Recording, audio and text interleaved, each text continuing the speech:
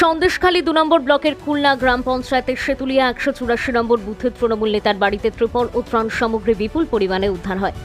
সন্দেশখালী ২ নম্বর ব্লকের খুলনা গ্রাম পঞ্চায়েতের ১৮৪ নম্বর বুথের তৃণমূল নেতা হান্নান গাজী, তারক সরকার, লক্ষ্মীকান্ত সর্দার, তৃণমূলের অঞ্চল সভাপতি সত্যজ্যোতি সান্যাল সহ একাধিক নেতার নামে অভিযোগ তুলে এলাকার সাধারণ মানুষ সেতুলিয়া বাজারে হান্নান গাজীর গোডাউন থেকে কয়েকশো ত্রিপল উদ্ধার হয়। এদিনের সন্দেশখালী থানার প্রশাসনিক তৎপরতায় তল্লাশির পর সেতুলিয়া বাজার থেকে একটি গোডাউন থেকে এই ত্রিপল মিলে দোষীদের অবিলম্বে শাস্তির দাবি করছেন এলাকার সাধারণ মানুষ। ২০২১ সালে একাধিক হিংসাত্মক ঘটনায় জড়িত এই তৃণমূল নেতারা।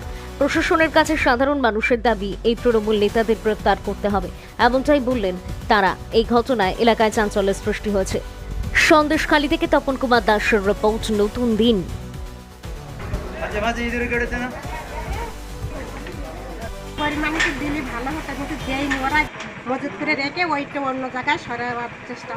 এরা কি তৃণমূলের নেতা ছিলেন? হ্যাঁ, তৃণমূলের নেতা। এখানে তৃণমূলের নেতা কে? ওই হান্নান গাজী আর কিছু আছে? হান্নান আছে, ছবি আছে, অনেকে আছে। দোকানঘর থেকে হচ্ছে পলিথিন পেপার পাওয়া গেছে, সরকারি মানুষের বঞ্চিত করে সরকারি পেপারগুলো সব আত্মসাৎ করেছে। এবং হান্নান, লক্ষ্মীকান্ত, তারক, শফি এদের নেতৃত্বে খুলনা অঞ্চলে যে সমস্ত সাধারণ মানুষের ত্রাণ, সেই ত্রাণগুলো না দিয়ে দিয়েছে এবং আমাদের সাধারণ মানুষ যারা অন্য বিরোধী দল করে তাদের সম্পূর্ণভাবে বঞ্চিত করেছে। এবং আমাদের সেতুলিয়া তখন ১৮৪ নম্বর বুথ ছিল। সেই বুথ থেকে রাজা সান্যাল এবং তার দলবল, ওই মঙ্গল, তারপরে